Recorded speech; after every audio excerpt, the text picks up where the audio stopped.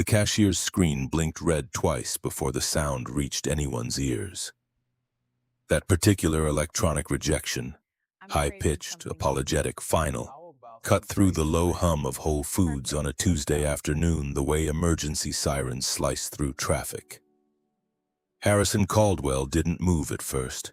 He stood there, black Amex extended between two fingers, waiting for the machine to correct its obvious mistake. Behind him, someone's cartwheel squeaked. A phone camera lifted somewhere near the organic produce. The cashier, a college student with a name tag that read Brianna, tried again. Her thumb pressed the card reader with the careful pressure of someone who'd learned that force never helped these situations.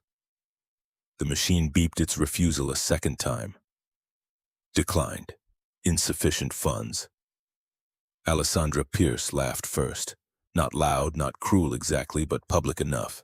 She stood beside Harrison in head-to-toe Loro Piana, cream cashmere that cost more than Brianna's semester tuition, and the sound came out like champagne bubbles, light and fizzy and meant to be overheard. "Oh my God, Harrison, are you serious right now?" The imported Barolo sat on the counter. 20-year aged balsamic, Wagyu ribeye from Japan, truffle oil that came in bottles smaller than Brianna's palm. The total blinked in green LED, $246.83. Harrison's jaw tightened in that particular way men's jaws tighten when their masculinity encounters technology that refuses to cooperate. He pulled the card back, examined it as if visual inspection might reveal the malfunction, then handed it over again. "Fraud alert. I moved some assets this morning." His voice carried the confident baritone of someone who'd spent a decade in boardrooms, someone who understood that explanation was the same as solution, that narrative-controlled reality. Harper Capital managed $1.2 billion in investments. He personally oversaw 3 offshore funds. The card declining wasn't possible, which meant it wasn't real, which meant saying so would make it vanish. The machine disagreed. Third beep, same verdict.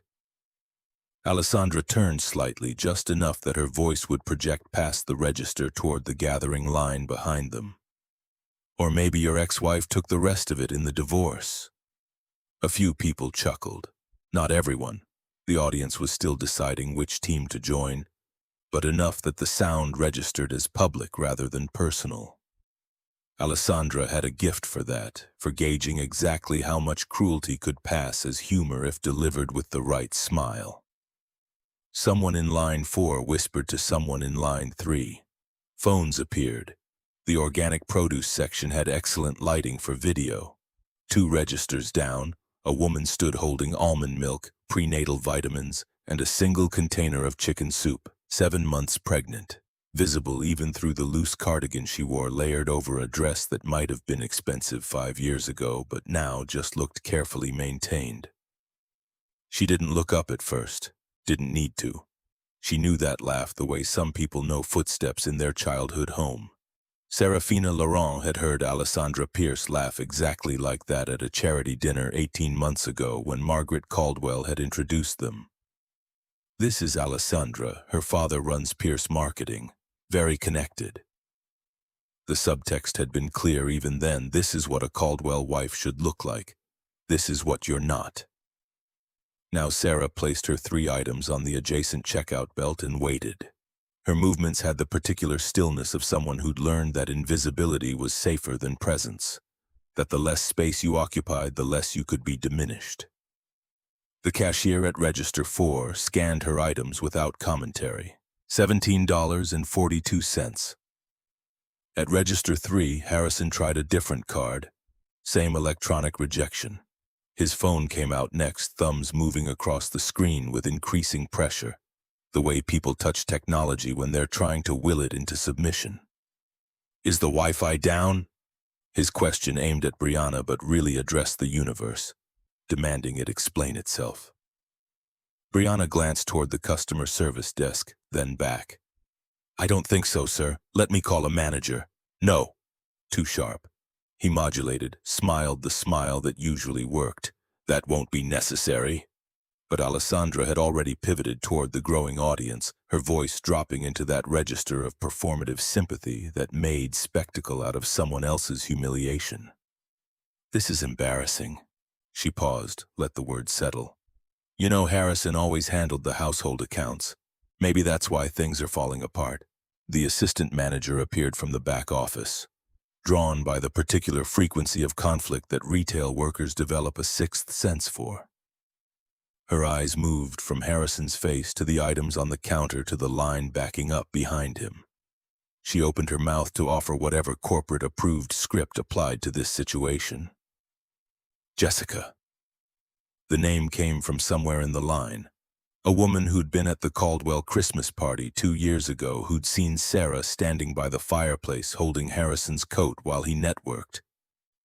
Recognition spread like spilled wine, slow but impossible to contain. Isn't that his ex-wife? That's her. She looks pregnant. The whispers multiplied, became a murmur, became the kind of collective awareness that changes the nature of a space. What had been a grocery store checkout became a stage. What had been a private transaction became public theater. Alessandra followed the turning heads. Found Sarah. Her smile sharpened. Well, speak of the devil. Sarah looked up then. Not quickly, not defensively, just lifted her eyes from the point on the floor she'd been studying and met the moment with the same careful composure she'd cultivated over 7 years of being told she wasn't quite enough.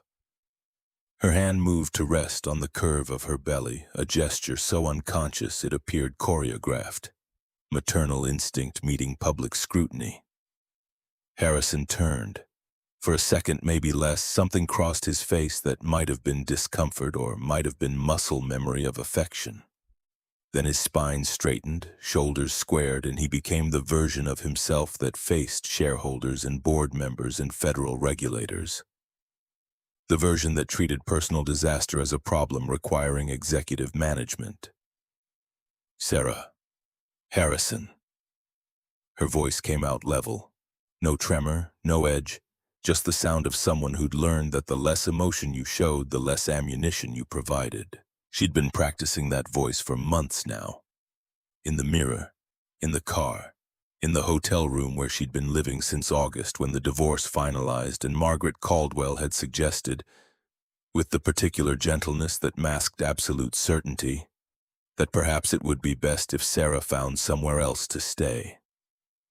Alessandra's eyes moved from Sarah's face to her belly to the 3 items on the conveyor belt. Her brain performed rapid calculation visible in the slight tilt of her head.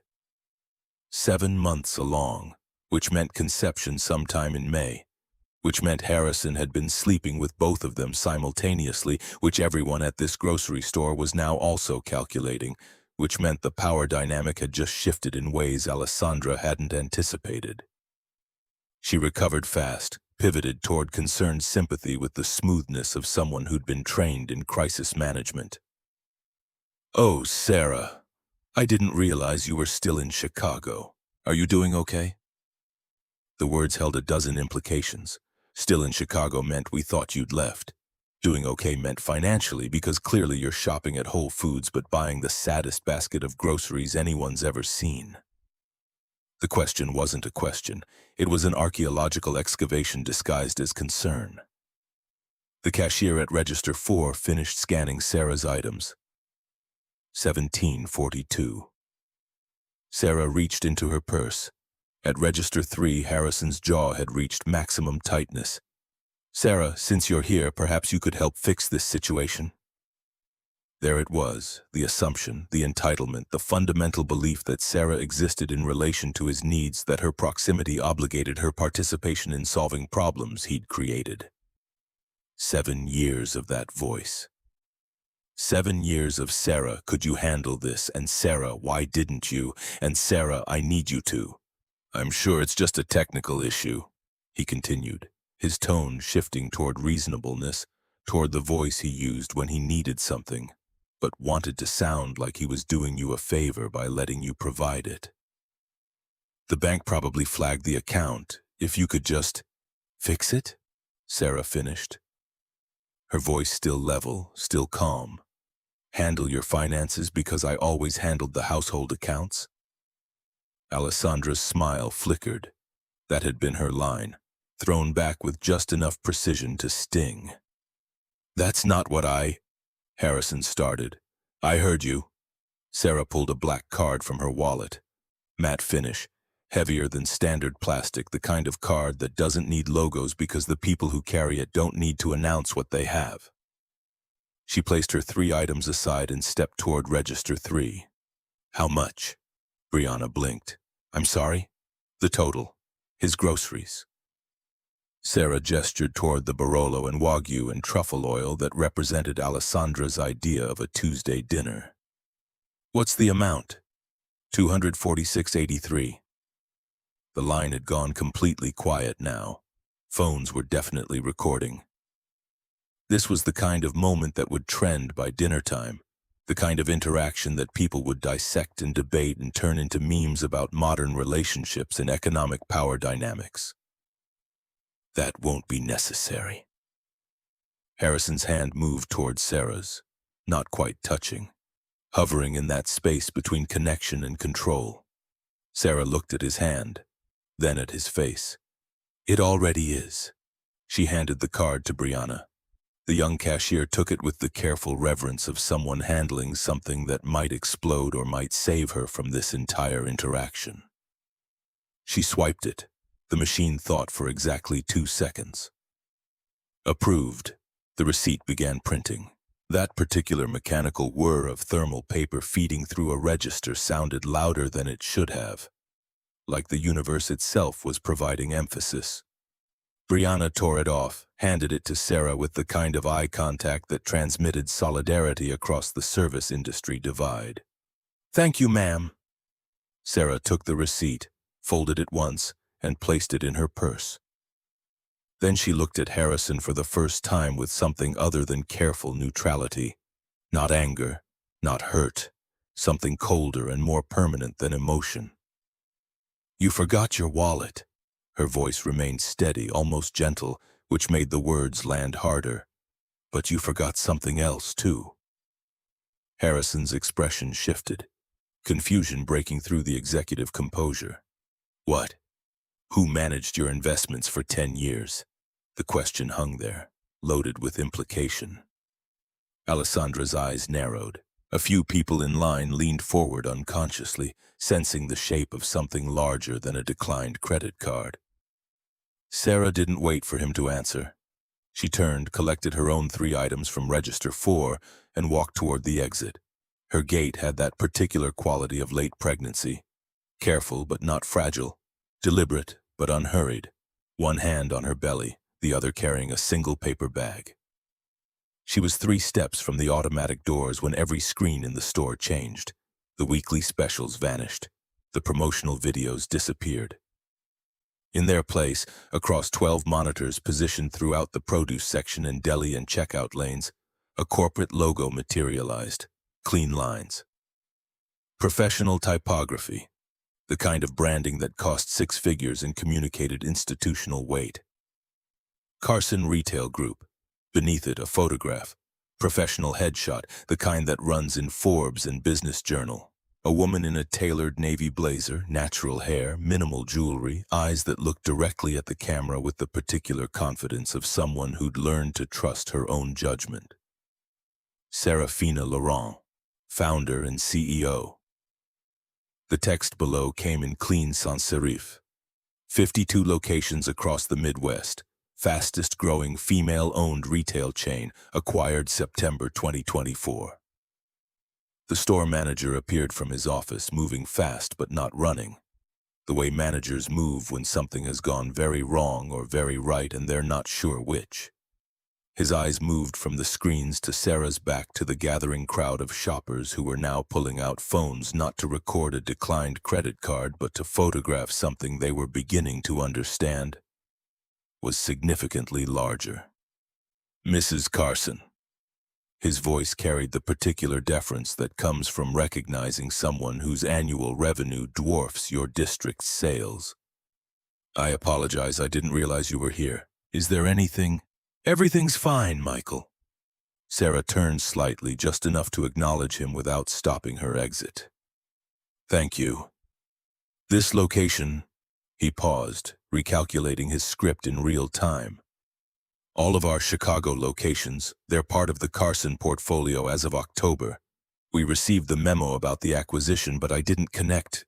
I mean, I should have recognized." "It's fine," Sarah repeated, her tone kind but final. "Really?" Harrison's face had gone through several colors in the span of 15 seconds. Confusion to comprehension to something approaching horror.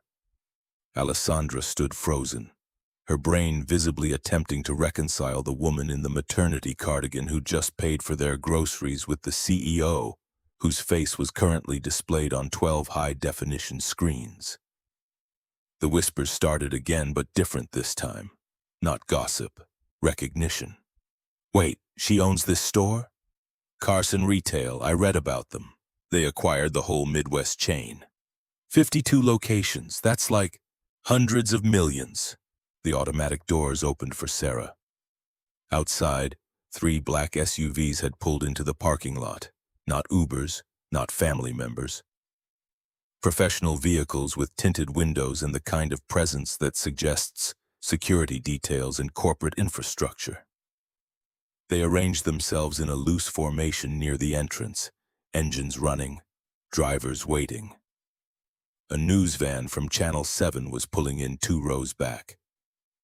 Someone in the produce section had clearly made a phone call. Someone else had tagged the station on Twitter. The afternoon shift assignment editor had looked at the trending hashtag and made a decision. Harrison finally found his voice. It came out thinner than intended, strained through the collapse of whatever narrative he'd been constructing about his life. "What's going on?" The question aimed at no one in particular, at the universe, at God, at the screens that refused to revert to their normal programming. The store manager opened his mouth, but Sarah spoke first, not turning around, her words directed at the automatic doors in the December afternoon beyond them. "You should check your phone." Harrison's phone was already buzzing, had been buzzing for the last 30 seconds, the vibration intensifying with each new notification, the particular frequency of disaster multiplying across text and email and news alerts. His thumb moved toward the screen, unlocked it. 12 new messages, 4 voicemails, 6 calendar alerts. The first text was from Garrison Reed, chairman of Harper Capital's board. "Emergency meeting, 4:30, mandatory." The second was from his CFO. "Stock alert, position flagged." The third was a Bloomberg notification. "Harper Capital CEO faces liquidity questions as Carson Retail CEO emerges from shadow acquisition strategy." His eyes moved from the screen to the SUVs outside to Sarah's retreating figure. "You did this." Not a question, an accusation wrapped in disbelief. Sarah paused in the doorway. The winter light caught her profile, turned her into a silhouette against the cold brightness of afternoon. For a moment she looked like the woman he'd met 11 years ago in a coffee shop on Randolph Street, when she'd been a graduate student working double shifts and he'd been a junior analyst who left notes in her coat pocket. Before Margaret, before Alessandra, before the slow accretion of choices that had brought them to this fluorescent-lit moment. "No," her voice carried back to him, quiet but clear. "You did." Then she was gone, through the doors, across the parking lot, into the lead SUV where someone held the door, and she disappeared behind tinted glass. The convoy pulled out in synchronized precision, headed north toward downtown, leaving Harrison standing at Register 3 with $246.83 worth of groceries he could no longer afford and a worldview that had begun collapsing the moment a cashier's screen blinked red. His phone kept buzzing. The store kept staring. Alessandra kept recalculating. And somewhere on the highway between the grocery store and wherever Sarah was headed, the story that would dominate Chicago's business news for the next 6 weeks was already writing itself across social media in real time. The hashtag appeared within 7 minutes. Hashtag WalletGate. By the time Harrison made it to his car, it had been used 4,000 times. But to understand how a declined credit card at a Whole Foods checkout could detonate a billion-dollar investment firm and expose a decade of carefully constructed lies, you need to go back. Back to when Serafina Laurent was 24 years old and didn't know that the man leaving notes in her jacket pocket would one day stand in a grocery store and forget everything that mattered. Back to before Carson Retail, before Harper Capital, before the moment when a young woman had to choose between love and truth and decided with her father's guidance to find out which one her husband really wanted. 11 years earlier, Chicago smelled like coffee and possibility. Sarah worked the morning shift at Lou's Diner on Randolph, the kind of place where commodities traders came for breakfast before the market opened and stayed for lunch if the day went badly. She'd learned to read the floor, which booths needed refills, which customers wanted conversation, which ones needed silence and scrambled eggs in the Chicago Tribune without interruption. Harrison Caldwell had been the latter. 27 junior analyst at a mid-tier investment firm, still young enough to believe that working harder than everyone else would be sufficient, not yet cynical enough to understand that success required navigation, not just competence. He ordered the same thing every Tuesday and Thursday: black coffee, wheat toast, soft-boiled eggs. He left exactly 20%. He never looked at his phone while eating. That last detail was what made Sarah notice him. In a world where everyone performed busyness as status, his stillness registered as unusual. He read physical newspapers, made notes in the margins, seemed genuinely absorbed in whatever he was learning rather than performing absorption for an invisible audience. The first note appeared in her coat pocket on a Thursday in March. She'd hung her jacket on the rack near the kitchen between orders, and when her shift ended and she reached for her keys, her hand found paper instead. Notebook paper, torn carefully, folded once. Blue ink in neat handwriting. Your smile when you bring someone their coffee suggests you're genuinely happy they're having a good morning. That's rare. I hope someone makes you smile like that. Table 7 inches, no phone number, no demand for reciprocation, just observation and exit. She kept the note, started noticing table 7 more carefully. He came twice a week, always Tuesday and Thursday, always the same order. She learned his pattern. Arrived at 7:15, left by 7:50, walked north toward the financial district. She learned his tells. Good days meant he'd drink the coffee quickly. Bad days meant he'd nurse it, looking out the window at the morning commute like he was solving equations in his head. The second note came 3 weeks later. I saw you reading Toni Morrison on your break, The Bluest Eye. Heavy choice for a Tuesday morning, but probably the right one. Still table 7. The third note arrived in April. I noticed you're taking night classes, business school maybe? The textbooks look aggressive. If you ever want someone to quiz you on financial models, I'm pretty good at that.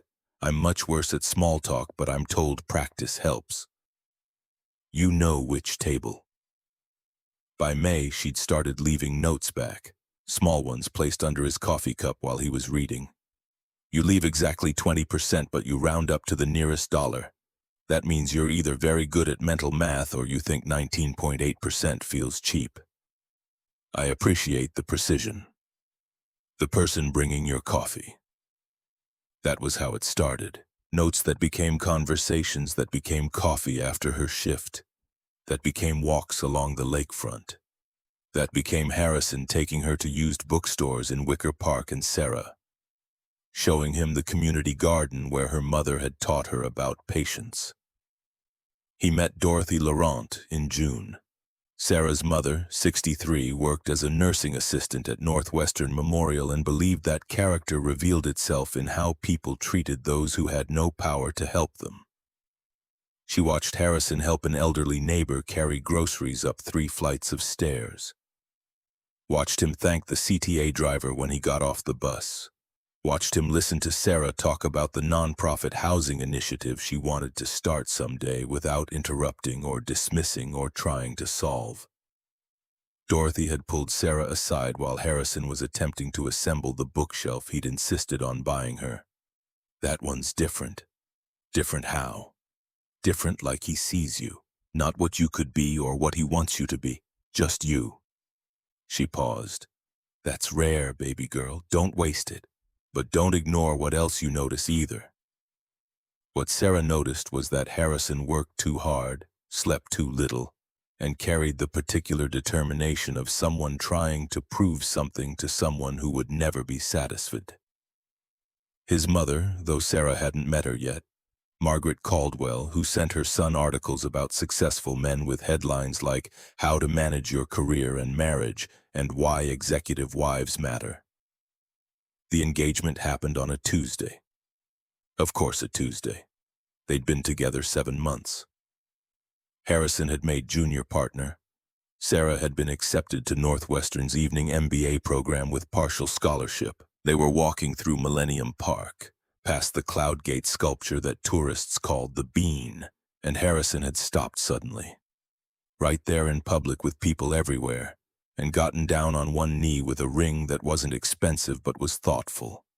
Simple platinum band, no diamond, because he remembered Sarah saying once that she didn't need anything flashy, just something real. I don't have much yet, he'd said, voice steady despite the vulnerability of the moment. But I'm building something, and I'd like to build it with you. Not because I need someone to stand next to me, but because standing next to you makes me want to be better. Will you marry me? She'd said yes before her brain caught up with her heart. Said yes because the man on his knee in front of the Bean was genuine and kind and saw her as whole rather than incomplete.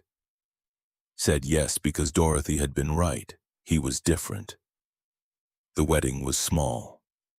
November 2015. City Hall ceremony followed by dinner at the Italian place on Taylor Street, where they'd had their first official date. Harrison's mother attended but left early, claiming a migraine, though Sarah suspected the real ailment was disappointment that her son had married a waitress with a graduate degree, instead of someone from the country club directory. Margaret Caldwell's first words to Sarah had been delivered with a smile that didn't reach her eyes. You're very natural, aren't you? Harrison always did have unconventional taste. Natural meant no designer clothes, unconventional meant not white. The message arrived wrapped in compliment the way poison arrives in beautiful packaging. But Harrison had been different then, had stepped closer to Sarah when his mother spoke, his hand finding the small of her back in a gesture that said, I'm with her, not you. Had introduced Sarah to everyone at the rehearsal dinner as my brilliant fiancé who's going to run circles around all of us, had meant it. That version of Harrison existed. Sarah needed to remember that now, standing in the back of the SUV as it wound through Chicago traffic toward the office building where she'd been planning this moment for 18 months. That version had been real, which made what came after more complicated than simple villainy. Made it tragedy instead of melodrama. Made it hurt in ways that clean breaks never do. The attorney sitting across from her in the SUV cleared her throat.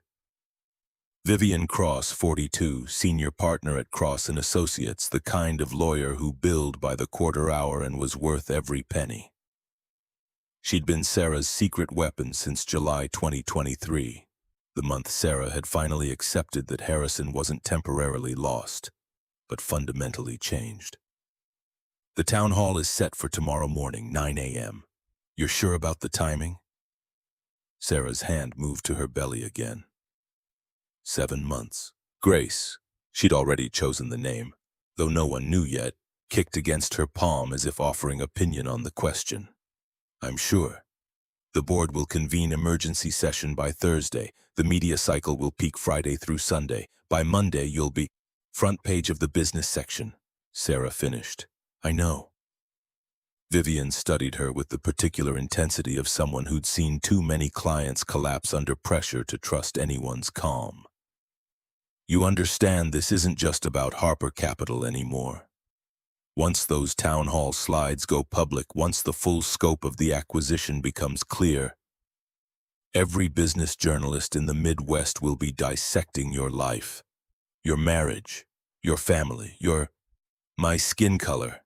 Sarah said it plainly without heat, stating fact, not complaint.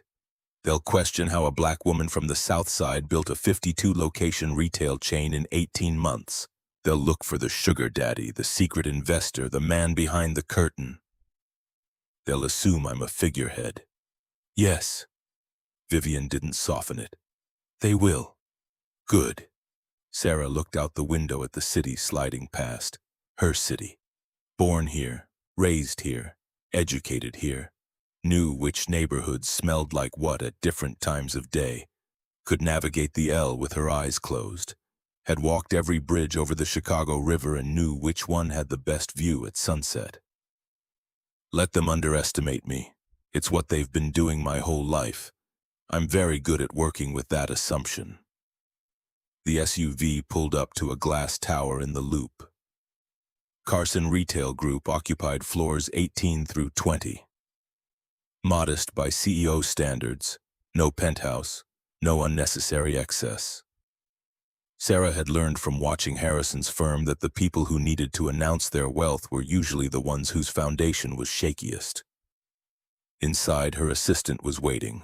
Marcus Chen, 28, MBA from Booth, could have worked anywhere but had chosen Carson because, as he'd said in his interview, "I'd rather build something real than optimize someone else's portfolio."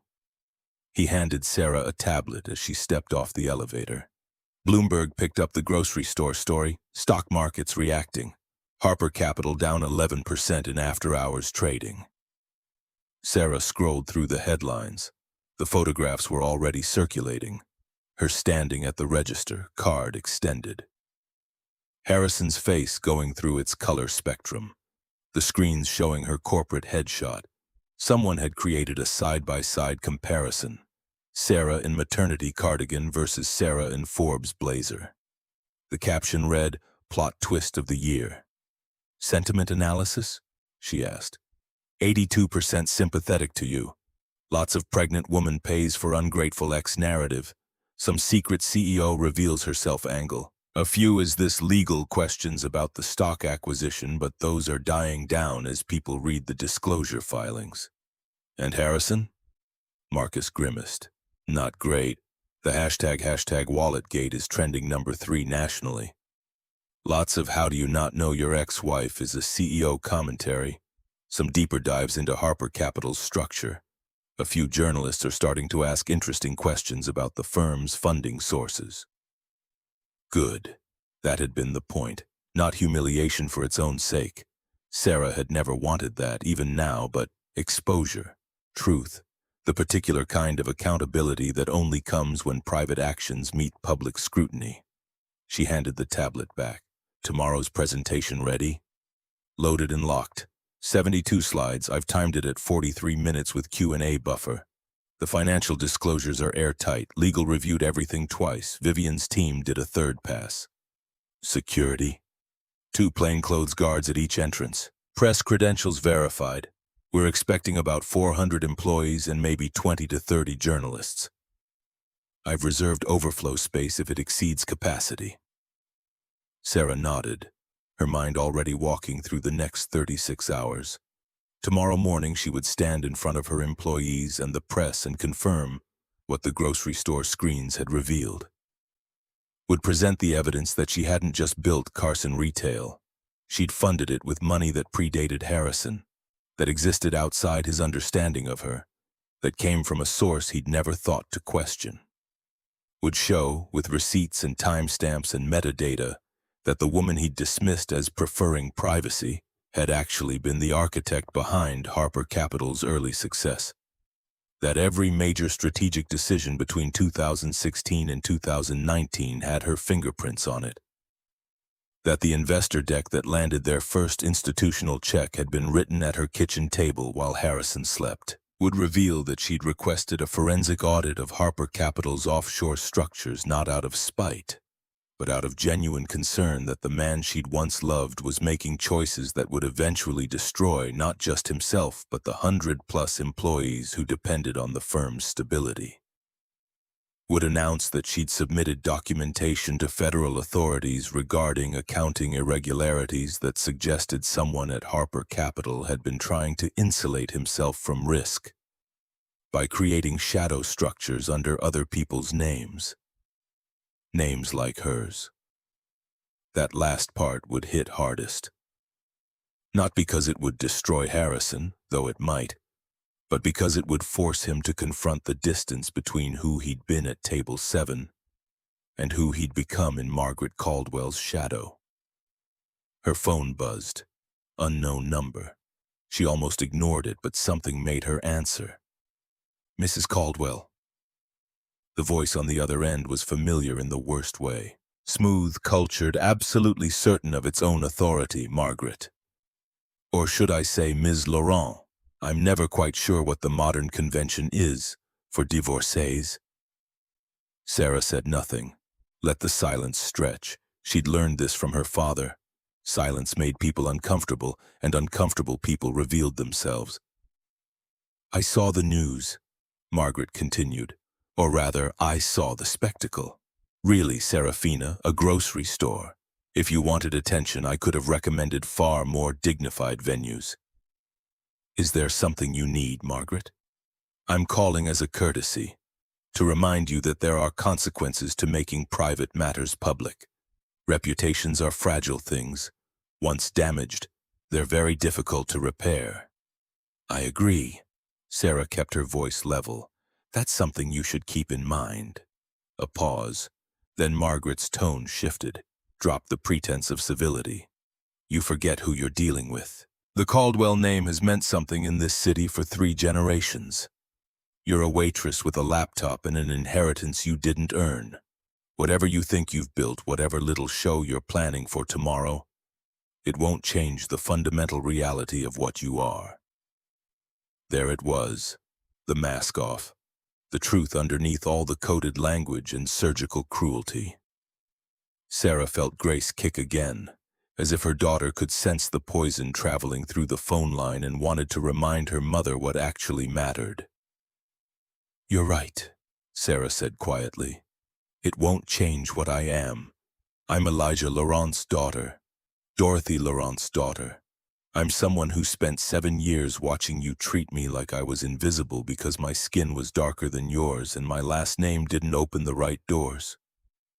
I'm someone who documented every time you said you're kind when you thought I couldn't hear.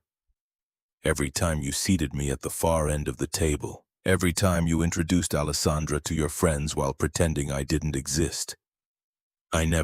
You always did. You just thought I was too unsophisticated to notice. That was your mistake, Margaret. Not underestimating my intelligence, underestimating my patience. Silence on the line now, but different. The silence of someone whose certainty had just encountered something it couldn't categorize. Tomorrow morning at 9, Sarah continued, I'm going to present some information that I think you'll find interesting. You're welcome to attend. In fact, I'd prefer if you did. Bring Harrison. Bring Alessandra if she's still around.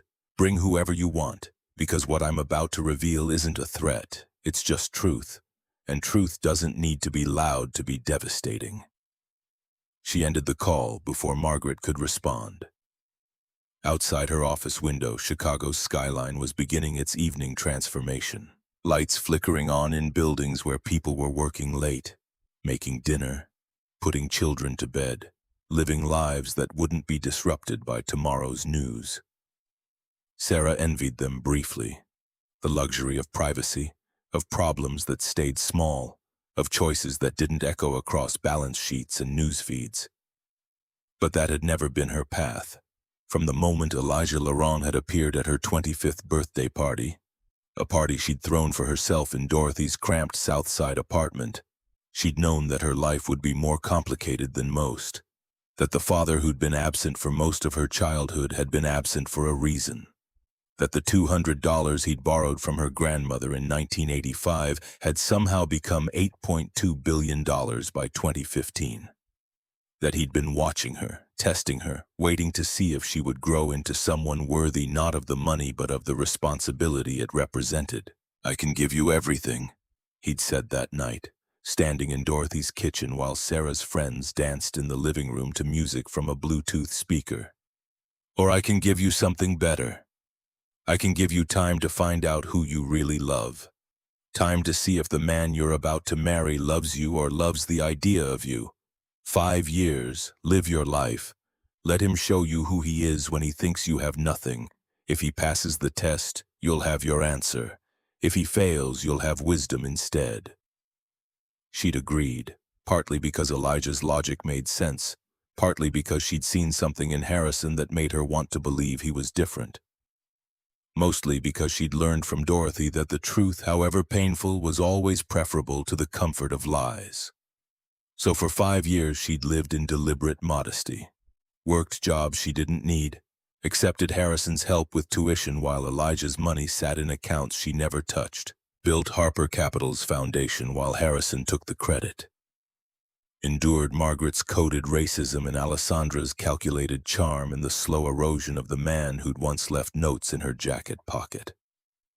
And she'd documented everything, every contribution she made to the firm, every strategic decision Harrison claimed as his own, every time Margaret said, "You're kind," or suggested Sarah didn't quite fit our circle.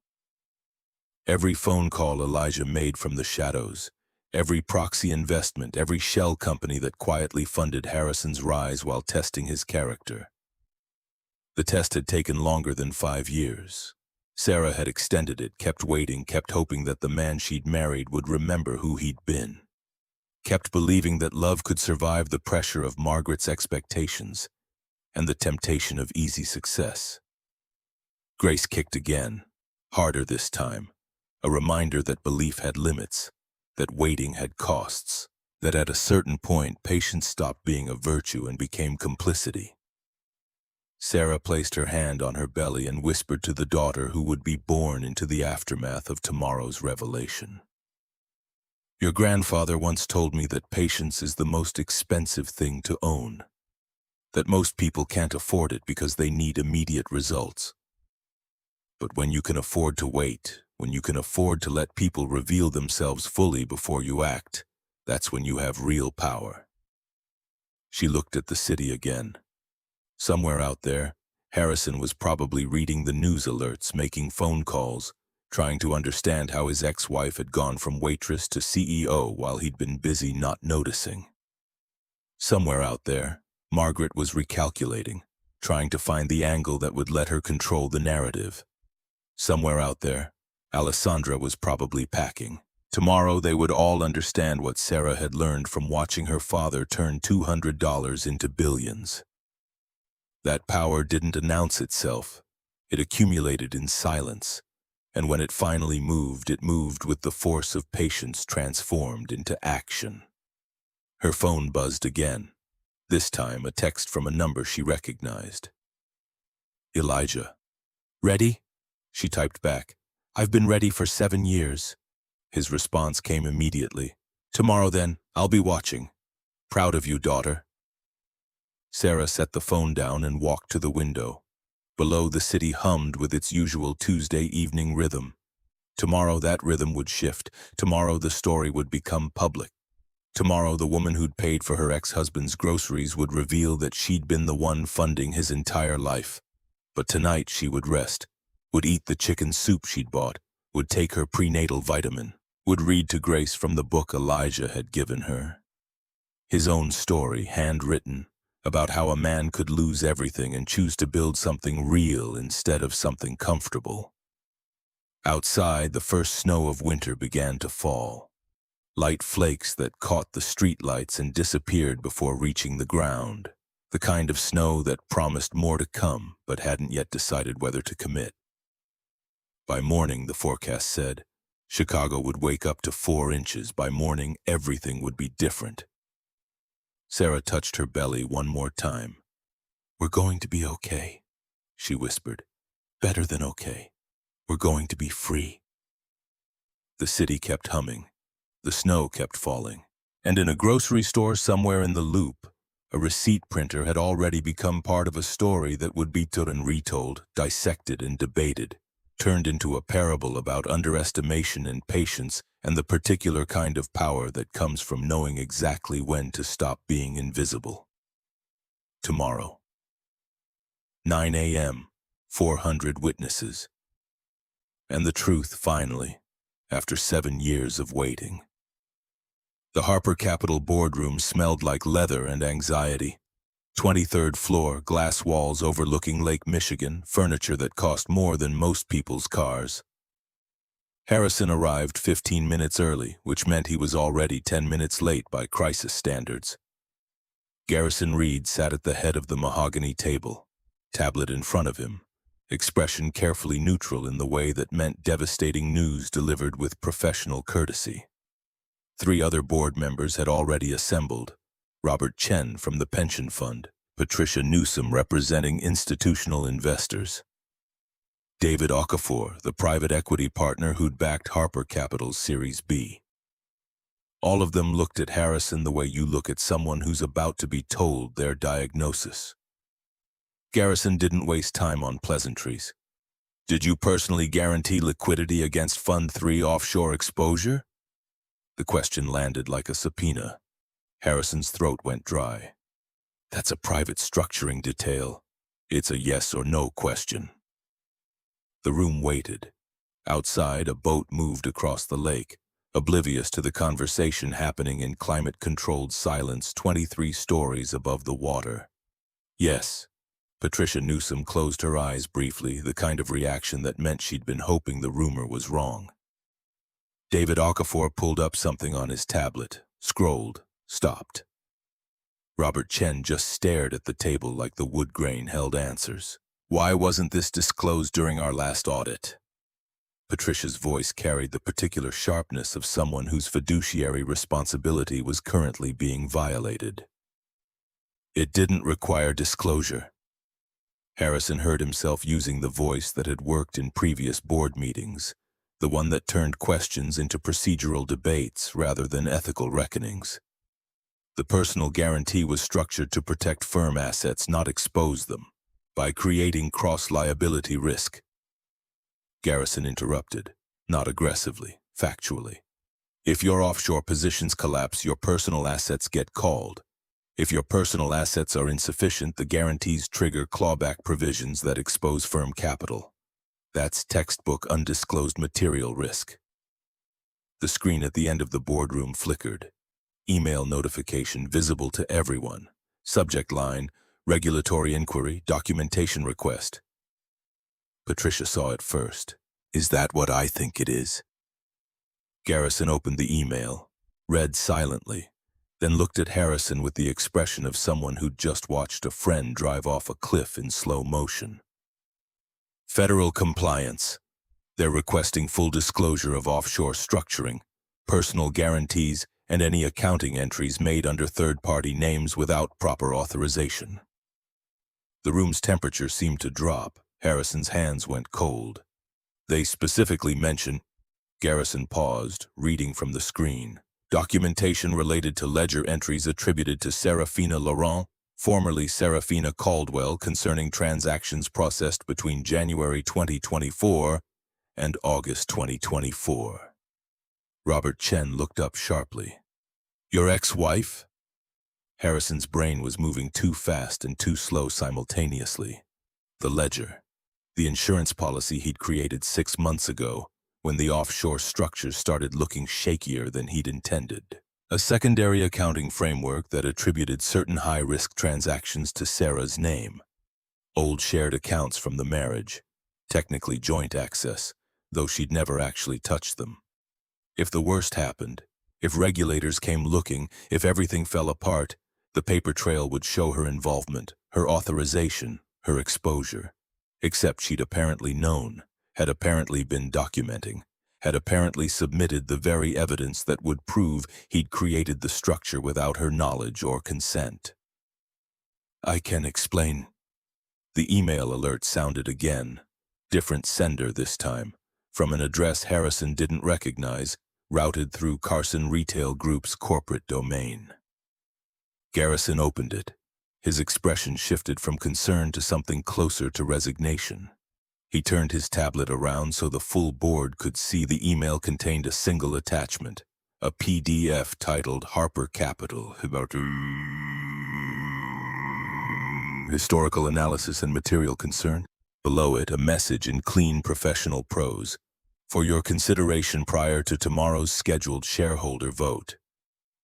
Documentation suggests patterns requiring board attention. V. Cross, Legal Counsel, Carson Retail Holdings. Patricia downloaded the file. The silence while it loaded was the kind that makes seconds feel geological. Then her eyes started moving, left to right, down the page, accelerating. This shows... She stopped, scrolled back up, read again. This shows the original investor deck from 2016. Metadata attributes authorship to Serafina Laurent, not you. Harrison felt the floor tilt. We worked on it together. The file properties show sole authorship, created February 14, 2016. Last modified February 18th. Sent to your first institutional investor February 21st. Patricia looked up. Your name doesn't appear in any of the document metadata, just hers. David Okafor was reading over her shoulder now. The strategic risk framework, the offshore tax planning structure, the tranche-based investment model that became your signature approach. He looked at Harrison. These documents predate your firm's incorporation. They're drafts, and they're all time-stamped to her computer, her IP address, her... We were married. Harrison's voice came out defensive, which he recognized immediately as the wrong tone but couldn't modulate. Shared work, shared goals. The metadata doesn't tell the whole story. Then what does? Garrison's question carried weight, not accusatory, genuinely asking, giving Harrison rope that would either pull him up or hang him depending on what came out of his mouth next. Harrison opened his mouth, closed it, because the truth, that Sarah had built the foundational strategy while he'd been networking, that she'd structured the deals while he'd been taking meetings, that for the first 3 years of Harper Capital's existence, she'd been the architect while he'd been the face. The truth would confirm exactly what this document suggested, that his success had been borrowed, that the firm's foundation had been built by the woman he'd later dismissed as preferring to stay private. The silence answered for him. Robert Chen pulled the tablet closer, scrolled to the next section. Email threads.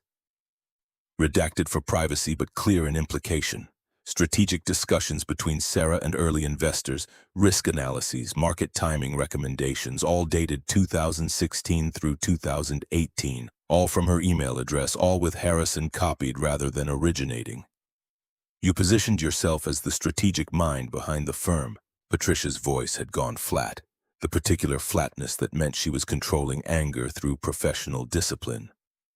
You've presented at conferences, published white papers, built a reputation on methodologies that, according to this documentation, were developed by your ex-wife. David finished. The email alert sounded a third time. Garrison looked at his screen, and whatever he saw made his jaw tighten. He turned the tablet around again. News alert. Bloomberg. Carson Retail CEO to present shareholder address tomorrow morning. Expected to detail Harper Capital investment strategy and material concerns about offshore structures. Below it, a second alert. Wall Street Journal. Harper Capital under federal scrutiny as ex-wife of CEO emerges as potential whistleblower. The word whistleblower hit Harrison like voltage. Not competitor, not rival, whistleblower. Which meant Sarah wasn't trying to destroy him out of spite. She was protecting something. Shareholders, employees, the integrity of structures he'd apparently compromised. Which somehow made it worse. Patricia stood. We need to vote. The meeting isn't scheduled until... Harrison started. I'm calling an emergency vote under Article 7 of the Charter. Material risk to firm stability requires immediate board action. She looked at Garrison. Second? Seconded. Robert Chen pulled up the charter on his own device, scrolled to the relevant section, nodded confirmation. David Okafor was already typing notes, his face the particular blank of someone documenting a corporate execution. Motion to remove Harrison Caldwell as Chief Executive Officer of Harper Capital Management, effective immediately, pending resolution of regulatory inquiry and board investigation into undisclosed conflicts and structural irregularities. Patricia's voice was steady, formal, the voice she'd use reading quarterly earnings, delivering verdict on someone's professional life. All in favor? 4 hands rose, not Harrison's, but Harrison didn't get a vote on his own removal. That was in the Charter too, Article 7, subsection C, the paragraph about conflicts of interest that he'd never imagined would apply to him. Opposed? Garrison asked, though the question was procedural theater. Silence. Motion carries. Harrison, you're relieved of executive authority as of 6:47 p.m., December 18th, 2024. Security will escort you to collect personal items. Your system access will be suspended pending investigation. Legal will be in touch regarding transition procedures. The words came at Harrison like he was underwater. Relieved. Suspended. Investigation. Transition. Corporate euphemisms for, your career just ended, your reputation is burning, and the empire you thought you'd built was apparently on loan from the woman you'd stopped seeing as fully human somewhere around year 3 of your marriage. He tried one more time. You're making a mistake. If you just let me explain the full context. The context, Garrison said quietly, is that you exposed this firm to undisclosed risk, failed to credit the person who built our foundational strategy, and appear to have created fraudulent accounting structures using your ex-wife's identity without her knowledge. That's not a context problem, Harrison. That's a character problem. The door opened. 2 security officers, not aggressive, just present, waiting. Harrison stood. His legs felt uncertain, like he'd forgotten how joints worked. He looked at the faces around the table, people he'd worked with for years, people he'd hired, people who'd trusted him, and saw nothing that looked like sympathy, just calculation, damage control, the particular coldness of institutions protecting themselves. The walk to his office took 90 seconds. The security officers maintained professional distance, not escorting a criminal, just ensuring compliance with protocol. His assistant, Jennifer, looked up from her desk with eyes that said she already knew. The office rumor network moved faster than official communications. I'm sorry. Her voice was sincere, 22 years old, first job out of college, probably wondering if her resume was now permanently tainted by association. Not your fault, Harrison managed, then added because it seemed important. You should update your LinkedIn, distance yourself from this situation before it spreads. He meant it kindly, but heard how it sounded. Confirmation that he understood the magnitude of what was happening, that he knew his name was becoming toxic. The office looked different now. The corner view, the custom desk, the awards and certificates on the wall, all of it suddenly revealed as stage dressing, props in a performance he'd apparently been giving for years without realizing the audience could see the wires. Personal items fit in one box: photo of his parents, his father who died when Harrison was 19, whose approval he'd been chasing ever since, his Northwestern MBA diploma, a few books. The rest belonged to the firm, the laptop, the phone, the codes and keys and access badges that had made him important. One of the security officers cleared his throat gently. Whenever you're ready, sir. Sir. Still, sir. Corporate courtesy extended even to the executed. Harrison picked up the box, walked past Jennifer's desk where she was studying her computer screen with intense focus that was clearly avoidance, took the elevator down 23 floors in silence, exited through the lobby where the evening security guard, Marcus, who Harrison had chatted with hundreds of times about Bears games and weather, suddenly found the floor fascinating. Outside, December had committed to the snow forecast. 4 inches already, more falling. The kind of snow that made Chicago look cleaner than it was. Harrison's car was in the garage 2 blocks away. He started walking, box under one arm, no coat because he'd left it in the office, and asking to go back seemed impossible. The cold bit through his shirt immediately. He kept walking, past the Starbucks where he'd gotten coffee every morning, past the Thai place where he'd taken clients to lunch, past the intersection where he used to stand and look up at Harper Capital's windows and feel the particular satisfaction of knowing he'd built something. Except he hadn't. That was the knife twisting. He'd managed something, grown something, optimized something, but built? The foundation had been Sarah's. The strategy had been Sarah's. The initial risk frameworks that had made institutional investors comfortable enough to write checks. Those had come from her kitchen table, her spreadsheets, her understanding of markets and psychology and how to make stability look more attractive than potential. He'd taken credit, internalized the credit so completely that he'd started believing it himself. Started thinking that Sarah's preference for privacy was exactly that. Preference, not sacrifice. Started assuming that her contributions were supportive rather than foundational. And at some point, under Margaret's steady influence, he'd stopped seeing Sarah's intelligence as partnership and started seeing it as threat. Had stopped introducing her to investors, had rewritten the origin story to position himself as sole architect. Had let people assume, had actively encouraged them to assume, that his success was self-made rather than collaborative. The garage attendant took longer than usual to retrieve his car. Harrison stood in the heated booth, snow melting off his shoulders, watching other people collect their vehicles and drive away to homes and families and lives that weren't currently collapsing. His phone buzzed. Not the work phone. That was already dead, remotely wiped, reduced to expensive brick. His personal cell. Text from a number he didn't recognize. "Your mother is planning something. Thought you should know. A friend." No signature, no context. But Harrison's stomach dropped anyway because he knew exactly what Margaret was planning. Had seen that particular determination before. The gala, the annual Caldwell Christmas charity event.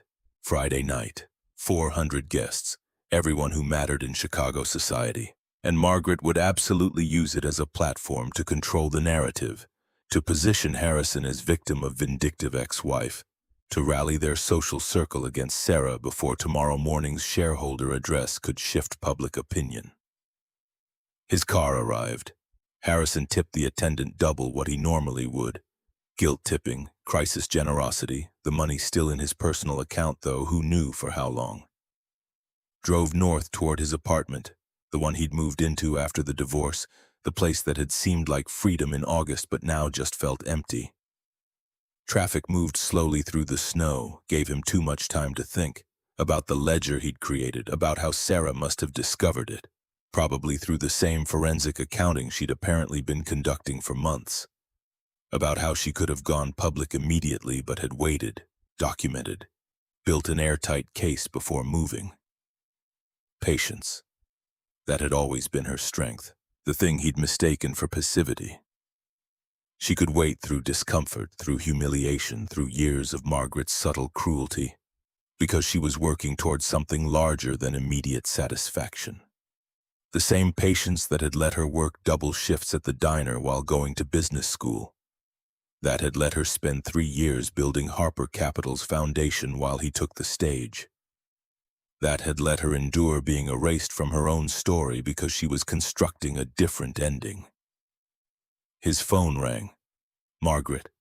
He almost didn't answer but couldn't quite commit to that level of conflict avoidance. "Have you seen the news?" Her voice had the brittle quality it got when she was pretending calm. "I've been living the news. This is a disaster, an absolute disaster. Do you understand what this does to our family's reputation? To the Caldwell name? Not, are you okay? Not, what can I do to help? Just reputation, name, the abstractions that mattered more to Margaret than actual humans. I've been removed as CEO." Harrison heard himself say it flatly, testing how it sounded in the air. Brief pause. Then Margaret's tone shifted into the particular gear she used for damage control. "That's temporary, a formality. You'll weather this and come back stronger. We just need to manage the optics correctly." Manage the optics. The gala. Friday night. You'll attend, you'll give a brief statement, we'll position this as a misunderstanding between you and Serafina, nothing criminal, nothing improper, just a bitter divorce being weaponized by someone who... "She has documentation, Mother." Harrison surprised himself by interrupting. Never interrupted Margaret. Not done. emails, file metadata, timestamps, all of it proving that she built the firm's foundation, all of it proving that I created fraudulent ledgers under her name. All of it submitted to federal compliance. This isn't optics, this is evidence. Silence on the line. The kind that meant Margaret's brain was recalibrating, trying to find the angle that would let her maintain control of a situation that was rapidly moving beyond anyone's control. Then we'll need to be more aggressive. Alessandra has connections at several media outlets. We can plant stories that question Serafina's credibility, suggest she's an opportunist, imply that her sudden business success is suspicious, make people wonder if what? If a black woman couldn't possibly build a 52-location retail chain without some kind of impropriety? Harrison's voice came out harder than intended. You want to weaponize racism to protect me from the consequences of my own choices? Don't be dramatic. I'm talking about raising legitimate questions. There are no legitimate questions. She did the work. I took the credit. She built the strategy. I claimed it. She existed for 7 years being treated like she was invisible while I let you and your friends and that entire social circle act like she was some kind of charity case I'd married out of misguided kindness. He was yelling now, snow falling heavier, car heater blasting, everything suddenly too hot and too loud. You called her very simple at our wedding. You said she had unconventional taste. You spent 7 years making sure she knew she wasn't good enough for your precious Caldwell legacy, and I let you. I didn't just let you. I participated. Margaret's breathing changed. How dare you? I'm not coming to the gala. You most certainly are. The invitations are sent. The press will be there. This is your opportunity to what? Stand next to you while you perform damage control? Watch you smile at the same people who witnessed you treat my wife like she was lesser than? Let Alessandra play supportive girlfriend while everyone whispers about the pregnant woman I humiliated in a grocery store. That woman is trying to destroy you. That woman paid for my groceries. Harrison pulled into his apartment parking garage, killed the engine, sat in sudden silence. Think about that. She's pregnant with my child. I humiliated her in public and she still paid the bill. That's not vindictive. That's not destructive. That's someone who's trying to maintain some kind of dignity in an undignified situation. She submitted documentation to federal authorities because I created a fraudulent ledger under her name without her consent, because I exposed the firm to undisclosed risk, because I was trying to build myself an escape route that would make her the fall person if everything collapsed. The words came out raw, true, awful. She didn't destroy me, Mother. I destroyed myself. She's just making sure everyone knows the accurate version of how that happened. He ended the call before Margaret could respond, sat in the car with the engine cooling and the snow piling up on the windshield and the particular silence that comes after you've said true things to someone who's spent your whole life teaching you to perform rather than be. His apartment was on the 14th floor, too many windows, too much glass, the kind of place that photographed well but felt cold even when heated. He'd chosen it specifically because it didn't remind him of anything. Not the house he'd shared with Sarah, not his childhood home, not anywhere with memories. Inside, his phone lit up with notifications. Twitter, Instagram, LinkedIn. The story was everywhere now, not just business news. Human interest, cultural commentary. The Atlantic had already published a think piece. The invisible labor of women who build their husbands' careers. Forbes was running an interview request. Would Mr. Caldwell like to comment on allegations that his foundational business strategy was developed by his ex-wife? He opened Twitter. #WalletGate had evolved. People were posting their own stories. Women who'd built things while men took credit.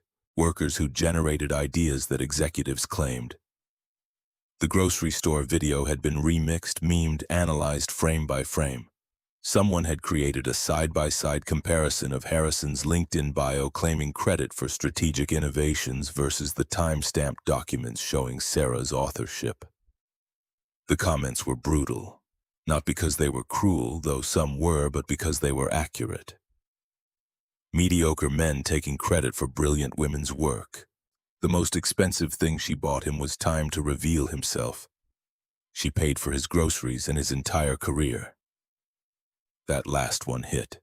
Paid for his career. With her labor, her intelligence, her decision to stay quiet while he built a reputation on her foundation. The cost of that payment was incalculable. Years of being diminished, of watching him become someone she couldn't recognize, of staying through the erosion of their marriage because she was testing something. Not just his character, but her own, her capacity for patience, her willingness to wait for truth. His phone rang again. Alessandra this time. He stared at her name on the screen, remembered the way she'd laughed in the grocery store, the way she'd performed concern while actually calculating how to leverage the situation. Remembered that he'd chosen her, or more accurately, had let Margaret choose her for him, because she represented everything Sarah wasn't. Polished where Sarah was natural, connected where Sarah was independent, willing to be decorative where Sarah insisted on being substantive. He didn't answer. Watched it ring through to voicemail. Watched her call back immediately. Didn't answer that either. Instead, he opened his laptop, his personal one, the one the firm hadn't seized, and pulled up the files he'd kept from the early years. The real files before he'd started curating the narrative. Found the folder labeled HL, Strategy Docs from 2016. H.L. Harper Laurent. Not Harper Caldwell. He'd originally intended to name the firm something that acknowledged both of them. Had the paperwork drafted, had shown it to Margaret, who'd looked at him with such disappointment. You can't seriously be hyphenating your business name like some kind of progressive statement. Caldwell means something. Laurent means nothing to these people. That he'd changed it. Had told Sarah it was for simplicity, for branding, for a dozen reasons that sounded logical but were really just cowardice. He opened the first document, Investment Strategy Framework Vive 1, created by Serafina Laurent, February 14, 2016. Her birthday. She'd spent her 26th birthday building the structure that would become their future. The document was brilliant, clear, comprehensive, conservative enough to satisfy institutional investors but innovative enough to generate alpha. She'd anticipated questions, addressed concerns, built redundancies into every projection. This wasn't beginner work. This was someone who understood markets and human psychology and the particular art of making complex things accessible. He'd read it that night, made minimal edits, sent it to his first potential investor under his own name. Had rationalized it as efficiency, as protecting her privacy, as doing what was necessary to succeed in a world that wouldn't take a 26-year-old black woman from the South Side seriously as a financial strategist. Had convinced himself he was helping her by erasing her. The next file, email thread with Morton Stanley, the pension fund director who became their first major investor. Subject line, Risk Analysis, Harper Capital Proposed Structure. Sarah's email, her analysis, her responses to Morton's questions. Harrison copied on every message but never originating, never driving, just present while she did the work. Morton's final email in the thread, the one that confirmed the investment. Ms. Laurent, your analysis is the most thorough I've received from a startup fund. I'm particularly impressed by your understanding of tail risk and liquidity constraints. I look forward to working with you and Harrison as this firm grows. I look forward to working with you and Harrison. Not Harrison and you. You and Harrison. Because even then, even at the beginning, people who paid attention could see who was actually running the show. Harrison closed the laptop, stood, walked to the window. Chicago stretched out below, lights against snow, people moving through their lives unaware that 14 stories above them a man was confronting the accumulated weight of choices that had seemed defensible in the moment, but looked monstrous in aggregate. His phone buzzed. Text from unknown number. Gala Friday, 7 p.m. Your mother expects you. Vanessa will be there. The press will be there. Time to decide what story you want told. A friend. Same unknown number as before. Harrison stared at it, trying to decode the message. A friend. Who? Someone from Margaret's circle? Someone trying to help? Someone trying to hurt? Then he remembered. The Christmas charity gala. Annual event, 400 guests, everyone from Chicago's social register. And this year, 4 days after his public humiliation, 5 days after Sarah's identity reveal, the day before her shareholder address. The timing was intentional. Margaret was positioning it as preemptive strike. Control the narrative before Sarah could present her evidence. Rally the social circle. Make this about loyalty and family and tradition rather than fraud and theft and erasure. But something about the text felt off. Time to decide what story you want told. Not time to show up. Not time to support your mother. Time to decide. Implying choice. Implying that Harrison could choose truth over performance, accountability over damage control.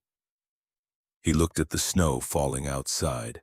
Tomorrow morning, Sarah would stand in front of 400 Carson retail employees and present the documentation that would reshape the narrative, would show, with evidence and timestamps and metadata, exactly who had built what, would reveal with precision and patience the truth Harrison had spent 7 years obscuring. And Friday night, Margaret would stand in front of 400 Caldwell family friends and attempt to rewrite that truth. Would perform crisis management disguised as holiday celebration. Would position Harrison as victim, Sarah as villain, the whole disaster as misunderstanding rather than revelation. Harrison had approximately 36 hours to decide which version of himself to be. The man who showed up at the gala and let Margaret control the story. Or the man who didn't, the man who kept performing, or the man who stopped. His phone buzzed again, this time voicemail from Alessandra. He almost deleted it unheard, but something made him press play. Harrison. Her voice was different, not the performed warmth she usually deployed, something flatter, more honest. I need to be clear about something. I'm not coming to the gala. I'm not standing next to you while your mother tries to salvage this. What's happening to you is... Pause. Recalculation. It's not what I signed up for. I thought you were building something real. I thought you were someone real, but it turns out you were just... Another pause. Longer. I'm sorry, I don't do sinking ships. Take care of yourself. Click. Harrison played it again. Listen to the moment where she'd almost said what he really was. Just what? Just a fraud? Just a man who'd taken credit for someone else's work? Just someone who'd let his mother's values replace his own? All of the above. He walked to his closet, found the tuxedo he'd wear to the gala if he went. Black Armani, custom tailored. The kind of garment that announced status. Looked at it hanging there. Symbol of everything Margaret valued, everything the Caldwell name represented. Tradition, appearance, performance over substance. Then he pulled out the box from the top shelf, the one he'd packed when he moved out of the house he'd shared with Sarah. The one containing things too personal to throw away but too painful to display. Opened it. Inside, the notes, all of them. Every piece of paper he'd left in Sarah's coat pocket during those first months at the diner. Every response she'd written back. The whole conversation that had led to coffee, to walks along the lake, to proposal in front of the Cloudgate sculpture. He picked up the first note. His handwriting, 11 years younger. Your smile when you bring someone their coffee suggests you're genuinely happy they're having a good morning. That's rare. I hope someone makes you smile like that. Had meant it, completely. Had seen something in Sarah that felt like discovering a frequency no one else was tuned to. Had loved her, genuinely, deeply, before Margaret started whispering about appropriate matches and family expectations and women who understand our world. The last note in the box was from Sarah, written on the back of a Lou's Diner receipt, dated November 2015, the day he'd proposed. You asked me to build a life with you. Yes. But remember this moment. Remember that you chose me before you knew what I might become. Remember that you loved me when I had nothing, because that's the version of us I want to keep. S. She'd known, even then, had understood that success would test them, that money and status and Margaret's influence would create pressure, had tried to anchor them to the moment when love was uncomplicated by economics. He'd forgotten, not suddenly, gradually, the way erosion works. One small choice compounding into another until you wake up one day and don't recognize the landscape you've created. Harrison put the notes back in the box, closed it, put it back on the shelf. Then he picked up his phone and started typing. Not to Margaret, not to Alessandra, to Sarah. The first message he had sent her since the divorce finalized in August. You were right to submit the documentation. I'm not going to fight it, and I'm sorry for all of it. H. He hit send before he could reconsider, watched the message deliver, waited to see if she'd respond. 3 dots appeared, disappeared, appeared again. Then, thank you. Grace deserves to know that her father could choose truth when it mattered, even if it took longer than it should have. S. Grace. She'd named the baby, their daughter, the child who would be born into the aftermath of this disaster, but also into whatever came after, into whatever version of himself Harrison chose to become. His phone buzzed one more time, different number, same message pattern. The gala will be your mother's show. The question is whether you'll be part of the performance. Choose carefully. What you do in the next 48 hours is what Grace will learn about you someday. V. Cross, Vivian Cross, Sarah's attorney. Not hostile, just clear, laying out stakes. 48 hours, the gala Friday. Sarah's shareholder address Wednesday, the space between where Harrison could decide who he was when everything was stripped away.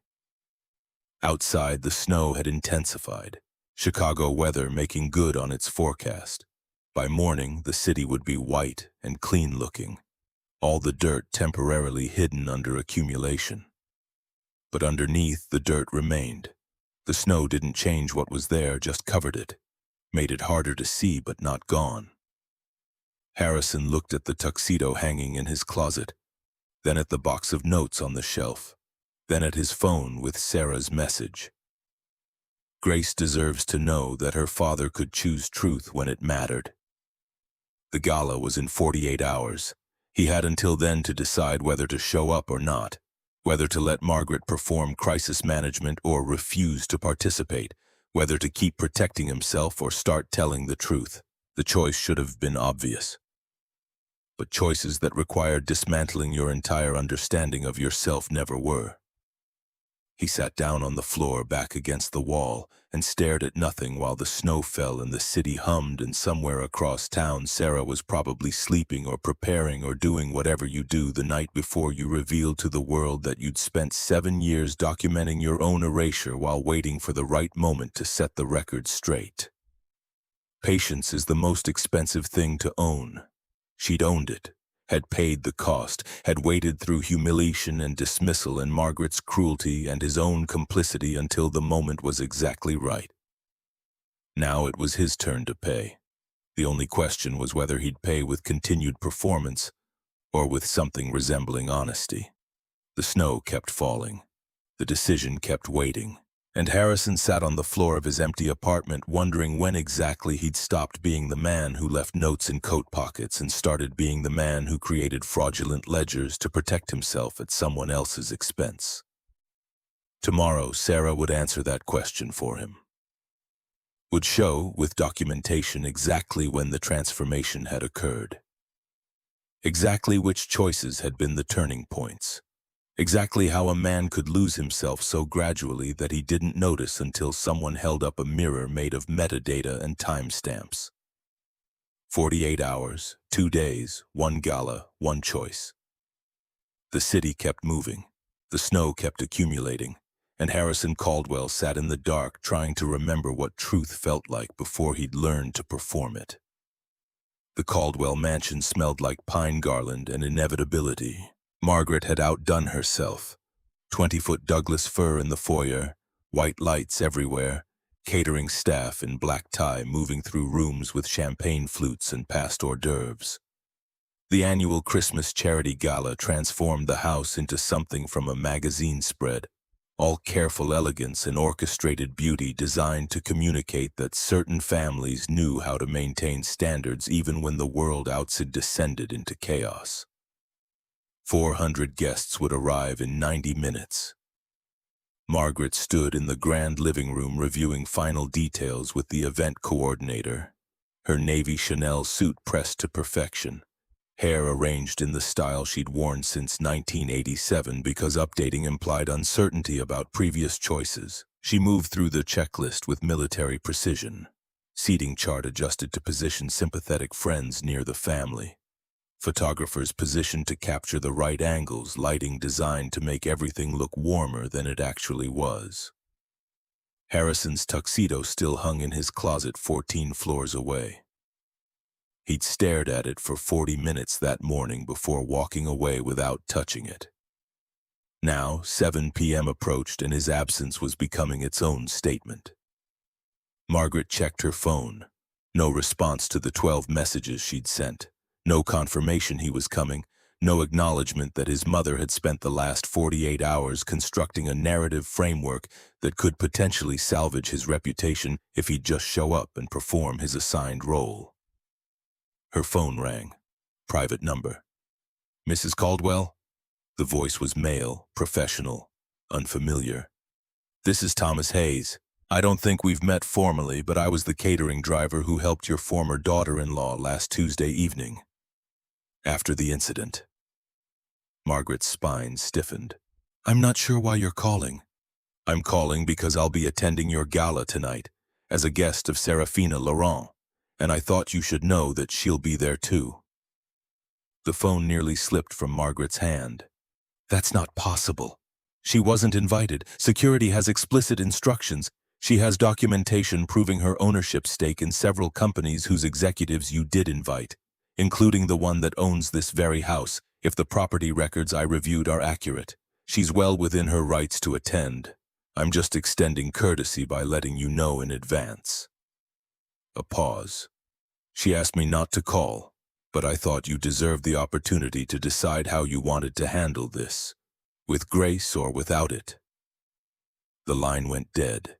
Margaret stood frozen for 5 seconds. Then her brain engaged, moving through scenarios, calculating responses, attempting to regain control of a situation that was rapidly escaping her grasp. She pulled up the property records on her tablet. Laurent Family Trust. The house Harrison thought he'd bought, the house she'd assumed was Caldwell property, had been owned by Sarah's family since 2016. Which meant technically Sarah had more right to be here tonight than any of them. The event coordinator approached holding a clipboard. Mrs. Caldwell, the photographer wants to confirm the family portrait timing. Cancel the photographer. I'm sorry. Cancel. The photographer. Margaret's voice had gone cold. And alert security. We may have an uninvited guest, or rather, she caught herself. A guest whose invitation I need to verify. She walked to the study, closed the door, dialed Harrison one more time. It rang through to voicemail. She didn't leave a message. Instead, she called Alessandra. 2 rings. Margaret, I already told Harrison I'm not. Serafina is coming to the gala. Silence on the line. Then Alessandra's voice shifted into crisis management mode, the instincts of someone who'd built a career on reading rooms and adjusting accordingly. How do you know? The delivery driver who helped her Tuesday night just called to inform me. As a courtesy. Margaret pronounced the word like it tasted rancid. She owns the house, Alessandra, technically owns it, which means she has every legal right to attend any event held here. Then you need to cancel. Tell people there's been a... And look weak? Look like we're running from her? Margaret's voice hardened. Absolutely not. If she wants to attend, let her. Let everyone see a pregnant woman crashing a charity event, trying to insert herself into a family she no longer belongs to. We'll make her the villain she's been positioning herself to be. Or, Alessandra's voice came carefully, we'll watch her walk into a room full of people who've seen the news coverage, who know about the documentation she submitted, who understand that she built what Harrison took credit for, and those people will have to choose sides in real time. in front of each other, on camera. The implications settled like snow accumulating. Margaret had designed this event to control narrative, but narratives required predictable elements. Sarah's presence introduced a variable that could shift the entire evening from damage control into something closer to public trial. Then we adjust. Margaret's mind was already recalculating. We position Harrison as the wronged party. Make this about a bitter ex-wife weaponizing pregnancy and business dealings to destroy a man who created fraudulent ledgers in her name, who took credit for her work, who stood by while you treated her like she was invisible for 7 years. Alessandra's tone had shifted again. Not hostile, just factual. Margaret, I've spent 2 days reading the coverage. The documentation is airtight. The public sentiment is overwhelming. You can't spin this. The truth is already out. Then what exactly are you suggesting I do? Accept it. Apologize. Step back. Alessandra's voice softened slightly. I know that's not your instinct, but sometimes the only way through disaster is admission rather than defense. You sound like you've already switched sides. I sound like someone who understands when a narrative is beyond salvage. A pause. I'm not coming tonight, Margaret. I'm sorry, but I won't be part of this. The call ended. Margaret stood in the study surrounded by leather-bound books and awards and photographs of Caldwell family achievements spanning 3 generations. All of it suddenly revealed as vulnerable, fragile, dependent on collective agreement to maintain the fiction of permanence. Outside the study, the catering staff continued preparations. The florist made final adjustments to centerpieces. The string quartet tuned instruments in the corner of the ballroom. Everything proceeding according to plan, except the plan itself was collapsing. Margaret's phone buzzed. Text from Harrison. I'm not coming. You can't control this anymore. Let it unfold. H. She read it 3 times. Let it unfold, as if truth were water that would find its level regardless of attempts to dam it, as if 7 years of careful narrative construction could be undone by one woman with documentation and patience. Her hands shook, barely, but enough that she noticed, enough that she had to set the phone down and grip the edge of the desk to steady herself. This wasn't how it was supposed to work. Caldwell's didn't lose control. Caldwell's didn't get exposed. Caldwell's maintained position through careful management of perception and reality until the two became indistinguishable, except Serafina Laurent had apparently spent 7 years distinguishing them. Had documented every gap between what the Caldwell family claimed and what they actually were. Had waited with the kind of patience that Margaret had always mistaken for weakness but was now revealed as strategy. The doorbell rang, first guests arriving. Margaret checked her reflection in the study mirror. Hair perfect, makeup flawless, expression controlled. She'd taught herself decades ago that the face you showed the world mattered more than the chaos you felt inside. Performance was survival. Appearance was armor. She opened the study door and walked into the foyer wearing the smile she'd perfected at 1,000 similar events, greeting people by name, kissing cheeks, thanking them for coming, playing the role so completely that the guests couldn't see the foundation cracking underneath. Across town, Sarah stood in her apartment bedroom looking at the dress Vivian had helped her select. Emerald green, maternity cut that accommodated 7 months without trying to hide it. Elegant without being flashy. The kind of garment that announced presence without demanding attention. Clint Rhodes waited in the living room, nervous in the suit he'd rented for the occasion. He'd protested when Sarah asked him to accompany her. I'm a delivery driver, not someone who belongs at a Caldwell gala. But she'd insisted. You were there when it mattered, when no one else was. That makes you exactly the person who belongs. Vivian adjusted Sarah's necklace, single strand of pearls, Dorothy's pearls, the ones her mother had worn to her own wedding, and passed down with the instruction, wear these when you need to remember who you are. You're sure about this? Vivian's question carried weight, not doubt, confirmation. Walking into that house tonight will be uncomfortable, hostile. probably cruel. Sarah's voice remained steady. But it's my house, technically, and I want to look Margaret in the eye when I tell her that I forgive her. Clint looked up sharply. Forgive her? After everything she did to me? Yes. Sarah turned from the mirror. Because forgiveness isn't about making her feel better. It's about making sure Grace grows up knowing that her mother chose peace over bitterness. That when someone tries to make you small, the response isn't to make them smaller. It's to become so expansive that their opinion stops mattering. The car arrived at 7:30. Not an SUV this time, just a town car. Normal, understated. Sarah had learned from Elijah that real power didn't need announcement. It simply existed and let others adjust. They pulled up to the Caldwell mansion, the house Sarah had lived in for 3 years, the house where Margaret had spent 1,000 dinners making her feel like a guest in her own home, the house that had technically belonged to the Laurent family the entire time, though no one had bothered to check. Photographers lined the entrance, not for the gala, for her. Someone had leaked that she might attend. The cameras started flashing before she even opened the car door. Clint exited first, offered his hand. Sarah took it, emerged into December cold and camera flashes and the sudden hush that happens when something unexpected enters a space designed for predictability. Security at the door looked uncertain. The senior guard, Marcus, same Marcus who'd been working Harper Capital's lobby, stepped forward. Ms. Laurent, we weren't expecting Cookie. Check the property records, Marcus. Sarah's voice was gentle but clear. Laurent Family Trust, I own this house. I'm entitled to attend any event held on property I own. Marcus pulled out his tablet, scrolled, his expression shifting from uncertainty to resignation. Yes, ma'am. You're correct. I apologize for the confusion. He opened the door. Sarah stepped through into the foyer where she'd stood 1,000 times before, where Margaret had once told her that the marble floors were imported from Italy and cost more than most people's yearly salary, where Harrison had carried her across the threshold when they'd moved in, back when he'd still been capable of gestures that felt genuine. The party was in full motion.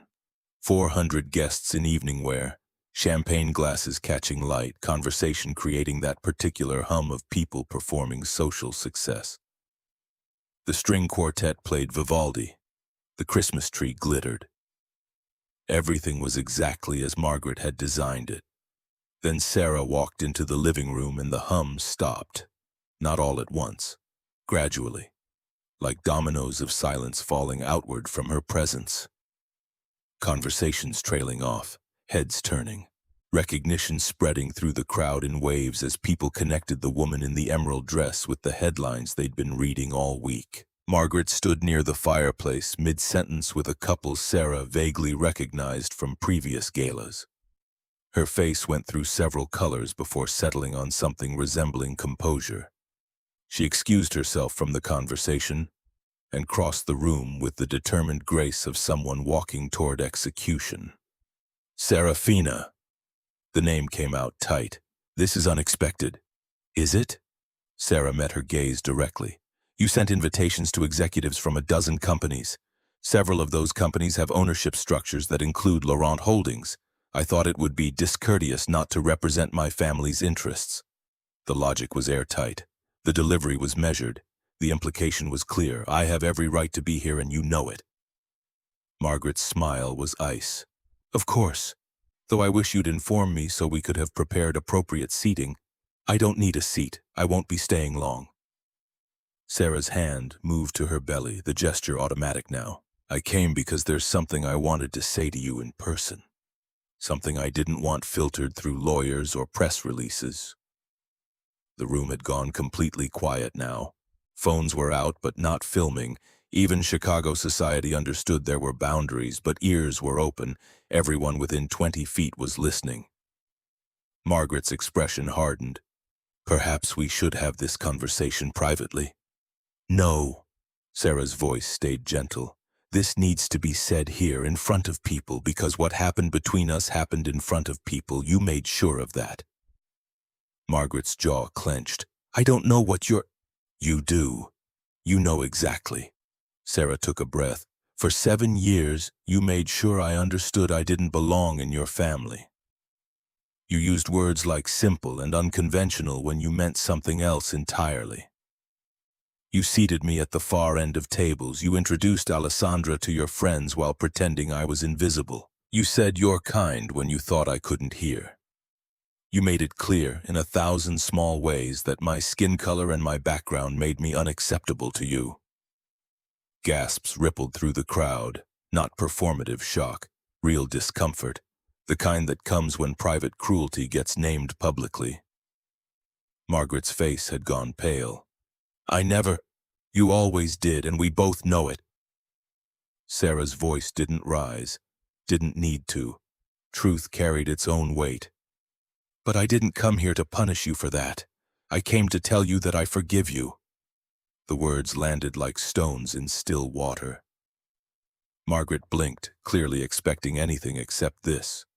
I forgive you, Sarah repeated, because holding on to anger about your choices would poison my life more than it would affect yours. Because my daughter deserves to be born into peace rather than bitterness. Because I've learned from someone much wiser than either of us that the most expensive thing you can own isn't money or property or status. It's patience. And I'm not interested in spending mine on resentment. She turned to address the room, her voice carrying to the perimeter. My father taught me something. He said that people who underestimate you are actually doing you a favor. They reveal themselves while you remain hidden. They show their character while you protect yours. They think your silence is weakness when it's actually strategy. Every phone in the room was recording now. This would be clipped, shared, analyzed. Sarah knew it, accepted it. This wasn't spontaneous. This was the culmination of 7 years of documentation meeting the perfect moment to deploy it.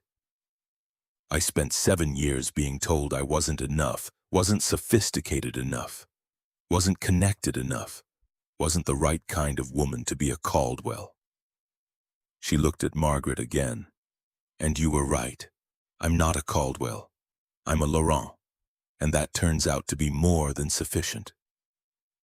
Vivian appeared at the edge of the room, not intervening, just present, making sure Sarah had an exit path if needed. But Sarah wasn't finished. Tomorrow morning I'll present documentation to Carson Retail shareholders, evidence showing the full scope of my involvement in Harper Capital's founding strategy. Proof of my contributions that have been attributed to others. Explanation of why I submitted concerns to federal authorities about accounting irregularities.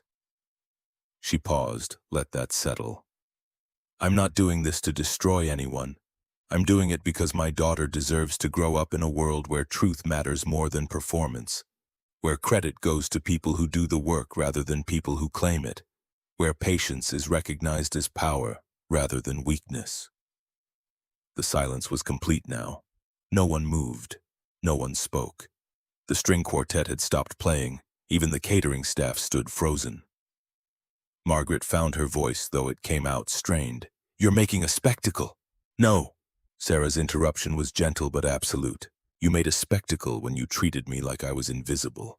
When you orchestrated my humiliation. When you told me this house was never mine. She gestured around the room. This house has been Laurent property since 2016. Your son lived here as my tenant. You held these events in my family's home while treating me like I was the guest who'd overstayed her welcome. The revelation hit the crowd like voltage. Whispers exploded, phones typed frantically. Someone near the back actually gasped audibly. Margaret's composure finally cracked. That's not... Harrison said he... Harrison told you what you wanted to hear. Just like I suspect he told you a lot of things that made him look more competent than he was. That made his success seem self-generated rather than collaborative. That erased my contributions because acknowledging them would have complicated your narrative. Sarah's voice softened slightly. I don't blame you for believing him. Children lie to their parents when they're afraid of disappointing them. And Harrison was very afraid of disappointing you. So afraid that he became someone neither of us recognized. The front door opened.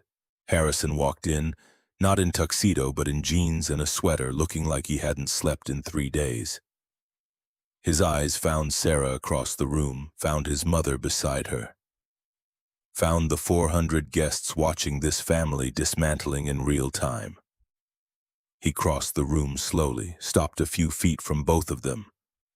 When he spoke, his voice carried exhaustion and something that might have been relief. She's right. All of it. The house is hers, the strategy was hers, the foundation was hers, I took credit. I let you think I'd built something I actually just managed.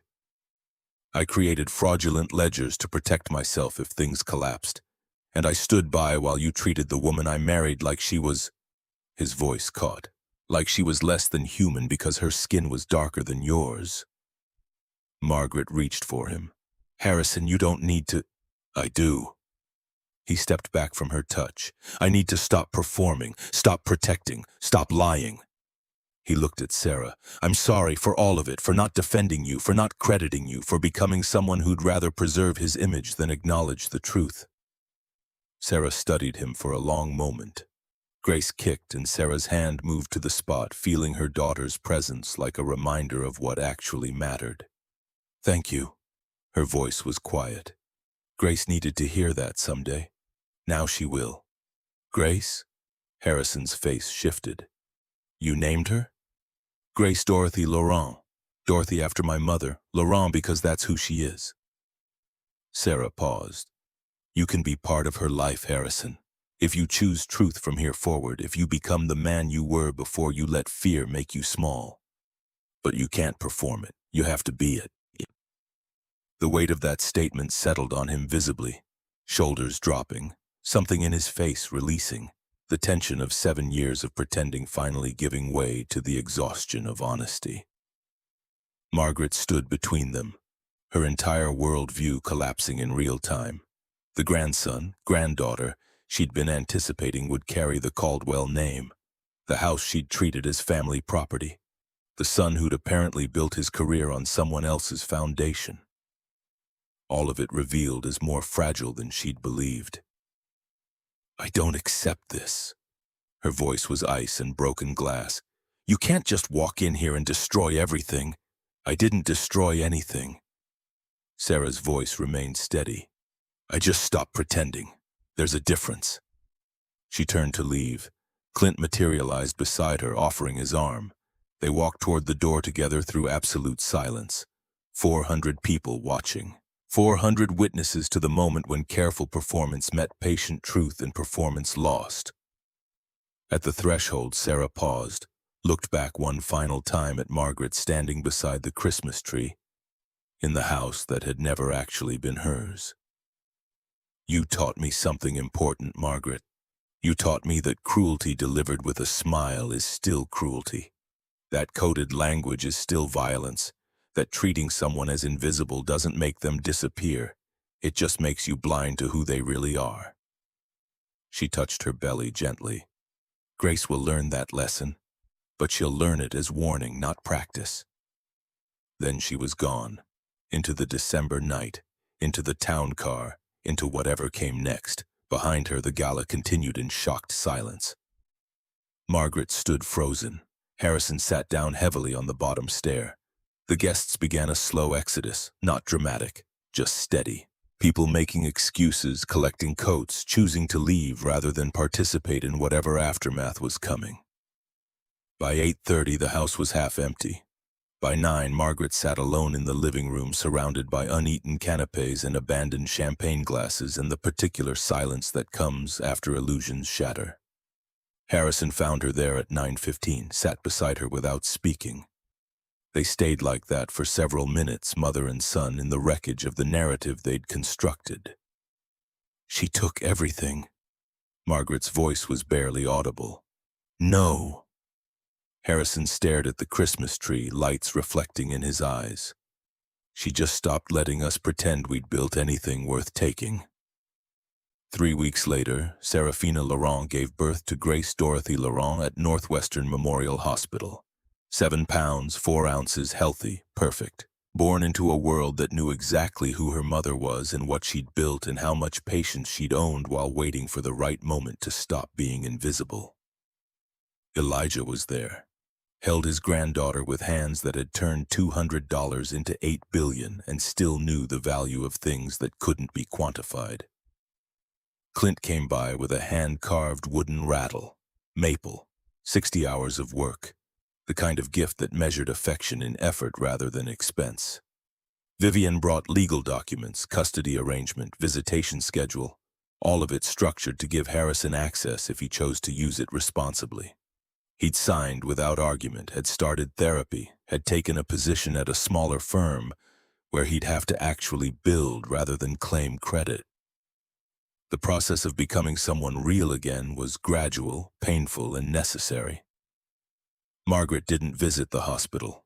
Sent a card, cream cardstock, expensive, impersonal. The message inside was 3 words. She is beautiful. No signature, no acknowledgement of everything else. Just that basic truth. Sarah kept the card, not for herself, for Grace.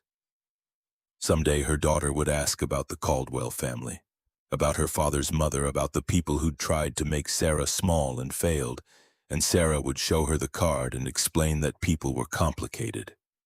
That cruelty often came from fear.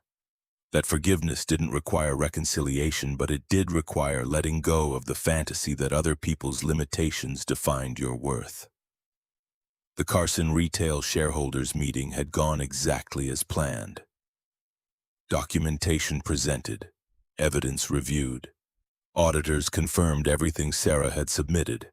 The federal inquiry into Harper Capital remained ongoing, but preliminary findings suggested Harrison would face civil penalties rather than criminal charges. Fraud through negligence and ego rather than malicious intent. The media cycle had been brutal for 2 weeks, then moved on to the next disaster. The think pieces continued for a month. Explorations of invisible labor, systemic racism in corporate America, the particular way women's contributions got erased. Sarah did 3 interviews, declined 20 others. Let the work speak for itself. In the hospital room, she held Grace against her chest and whispered the promise she'd been composing for 7 years. Your worth isn't measured by skin color, bank account, or who loves you. It's measured by how you treat people who can do nothing for you. Your grandfather turned $200 into billions with dignity. Your mother turned humiliation into legacy with patience. You, Grace Dorothy, can turn anything into grace. That's our name. That's our path. That's the thing no one can take even if they try. Grace made a small sound. Not quite crying, not quite contentment, just presence. Being, existing without needing to justify or explain or perform. Outside the hospital window, Chicago stretched into winter. The city that had witnessed Sarah's humiliation and Harrison's fall and Margaret's collapse. The city that would keep moving regardless of individual disaster, because cities were bigger than any single story. But some stories mattered anyway. Not because they changed everything, but because they changed something. Because they showed that patience could outlast cruelty. That documentation could defeat manipulation. That choosing truth, even when delayed, was still choosing. Sarah looked down at her daughter, this small person who would grow up knowing her mother had refused to disappear even when powerful people tried to erase her. Who would learn that visibility and value were different things. That silence could be strategy. That the most expensive thing you could own wasn't money or status, but the willingness to wait for the moment when truth would matter most. We're going to be okay, she whispered. Better than okay. We're going to be free. Grace's tiny hand wrapped around Sarah's finger. The grip was surprisingly strong for someone so new. Like she understood. Like she was ready. Outside, snow began falling again.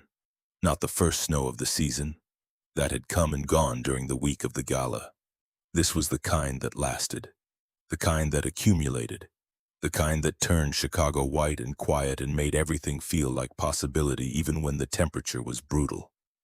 Elijah stood at the window watching it fall, his daughter behind him holding his granddaughter. The family he'd built not through force but through patience. through giving Sarah 5 years to test Harrison's character, through letting her choose truth on her own timeline, through understanding that real power didn't announce itself. It accumulated in silence and moved only when the moment was exactly right. Your mother would be proud. His voice was soft. Dorothy, gone 3 years now, but present in the pearls around Sarah's neck, in the middle name she'd given Grace, in the lessons about character that echoed through generations. She'd say I took too long. Sarah smiled slightly. She'd say you took exactly the time you needed. Elijah turned from the window. Patience is the most expensive thing to own. Most people can't afford it. You could. And now Grace inherits that wealth along with everything else. The nurse knocked gently.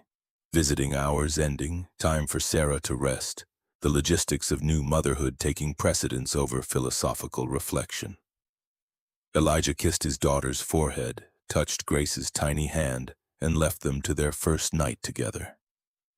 Mother and daughter, Laurent women, born into a legacy of turning $200 into billions, humiliation into empire, and visibility into presence that couldn't be ignored.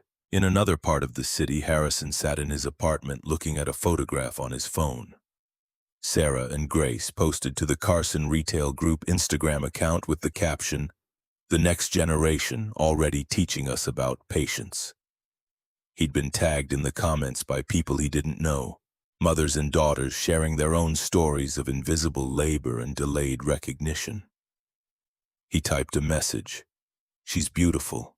Thank you for letting me be part of her life. I'll work to deserve it." The 3 dots appeared. Then Sarah's response. "You already are by choosing honesty. Keep choosing it. Grace will notice." Simple, clear, forward-looking rather than backward-dwelling. Exactly the kind of response from someone who understood that accountability was a practice, not a moment. He set the phone down and picked up the box of notes again. The ones from 11 years ago when he'd been someone who believed that effort and honesty were sufficient, before he'd learned that fear could transform you into someone unrecognizable. Before Margaret's influence had convinced him that performance mattered more than substance. The last note in the box was from Sarah, written on the back of a diner receipt. "Remember that you chose me before you knew what I might become." He had, once, and then he'd forgotten. And now he had the rest of his life to figure out how to remember again. How to be the man who left notes in coat pockets rather than the man who created fraudulent ledgers. How to choose truth over comfort even when truth was harder. It wouldn't be quick. Wouldn't be easy. But for the first time in years, Harrison understood that the difficulty was the point. That things worth having required work that couldn't be performed or delegated or claimed secondhand. In the hospital, Sarah shifted Grace to her other arm, feeling the particular exhaustion and exhilaration of new motherhood. Her body hurt, her future was uncertain, her past was complicated in ways that would take years to fully process. But she was free. Free from pretending, free from invisibility, free from the particular prison of being defined by other people's limitations. Grace yawned, tiny mouth forming a perfect circle. Sarah watched her daughter exist without self-consciousness, without performance, without the weight of other people's expectations. Just being, just breathing, just beginning. "You get to write your own story," Sarah whispered. "Not the one they tell you to tell, not the one that makes other people comfortable. The true one, the one where you're the protagonist and everyone else adjusts." Snow continued falling outside. Chicago continued humming, and in a hospital room on the 8th floor, a mother held her daughter and understood that patience, finally paid in full, felt exactly like freedom. Somewhere in the city, Margaret sat alone in a house that had never actually been hers, confronting the reality that her grandson was actually her granddaughter, that her son had been living on borrowed achievement, that her social circle was quietly recalibrating their relationship to the Caldwell family. Now that the foundation had been revealed as someone else's construction. She could admit she'd been wrong, could apologize, could choose truth over preservation of image. or she could maintain the performance. Keep insisting the narrative she'd constructed was more real than the evidence proving otherwise. Keep believing that cruelty delivered with proper etiquette was somehow civilized. The choice was hers. But unlike 7 years ago, when her choices had shaped Harrison's marriage and Sarah's daily experience and the entire trajectory of the family, now her choices only affected her own life. Everyone else had moved on. Truth had that effect. Once it emerged, once it was documented and witnessed and accepted, it changed the gravity of the entire system. Made previous centers of power suddenly peripheral, made the invisible suddenly central, made patience reveal itself as the most devastating form of power because it couldn't be rushed or manipulated or controlled. Margaret looked at the Christmas tree, still standing though the gala had been 3 weeks ago. Lights still on, ornaments still hanging. Everything maintained because changing would mean acknowledging that change was necessary. She reached for her phone, opened a new message, typed 3 words to Sarah. "May I visit?" Deleted them. Typed again. "I was wrong." Deleted that too. Sat with the blank screen, the cursor blinking, the possibility of truth waiting. In the hospital, Sarah's phone buzzed. Text from unknown number. She opened it. Just 3 words. "Forgive me, M." Sarah looked at Grace, at Elijah sleeping in the chair by the window, at Clint's wooden rattle on the side table, at Vivian's flowers arranged in the corner, at the evidence of people who'd chosen to be present when it mattered. She typed back, "I already did. For my peace, not yours. That's the difference." Then she set the phone aside, returned her attention to Grace, to the present moment, to the future stretching forward without the weight of other people's narratives pressing down. Outside, the snow kept falling. Inside, a mother held her daughter and understood that some stories ended not with dramatic confrontation but with quiet choice, the choice to be free, the choice to be truthful. The choice to stop performing and start existing in the fullness of who you actually were. Grace would inherit that choice, would grow up knowing her mother had owned patience when everyone else had mistaken it for weakness, had waited years to reveal truth at exactly the right moment, had chosen peace without surrendering justice. That was the legacy. Not money, though there would be money. Not status, though there would be position. The legacy was the knowledge that your worth existed independent of other people's ability to see it. That invisibility was temporary if you were patient enough to wait for the light to shift. "Welcome to the world, Grace Dorothy Laurent," Sarah whispered. "Your grandmother spent her whole life being underestimated. Your mother did too, you won't have to, because we documented everything. And documentation is how patience becomes power." Grace's eyes opened briefly, that unfocused newborn gaze that seemed to see everything and nothing, then closed again, content, safe, born into truth rather than performance. And in that hospital room, as snow covered Chicago and the city hummed below and the future waited with all its uncertainty and possibility, Serafina Laurent held her daughter and felt for the first time in 7 years. Exactly like herself. Whole, present, free. The receipts had been kept, the patience had been owned, the truth had been told, and that finally was enough.